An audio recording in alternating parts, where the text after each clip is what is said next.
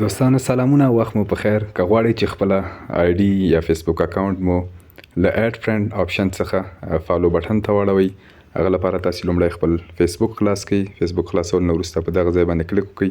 دې ځای نه به تاسې سیټینګز ته لاړ شئ. د فیسبوک سیټینګز ته تلو نه وروسته داسې لاندې به راشئ تاسې فالوورز اینډ پبلیک کانټینټ. په دې چې مو کلیک وکړ دلته تاسې یې فعلا خو دغه ټول آپشنونه ما پبلیک ته اړولي دي. نو که ستاسې دا ډول فرینډز ته وي، دا څومره آپشنونه چې دي ټول به تاسې له فرینډز نه به تاسې پبلیک ته واړوئ په دې ډول. نو دلته خو تاسې نه فقط تاسو ته د طریقه ښودلو په خاطر فرینډز نه پبلیک نه فرینډز ته اړوم. خو تاسې که غواړئ چې تاسې د فالو آپشن فعاله شي، هغه لپاره به تاسې له فرینډ څخه پبلیک ته واړوئ په دا ډول. نو دلته تاسې نه چې ټول آپشنونه له فرینډ څخه پبلیک ته اوښتي دي، دا آپشن چې مو دا آپشنونه مو چې فعاله کړل، پبلیک ته مو واړول، بیا به بیک لاړ شي، شاته به لاړ شي.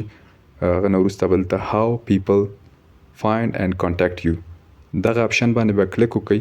هلته تاسې فعلا وینئ چې یور فرینډز کې هو کین سینډ یو فرینډ ریکویسټس.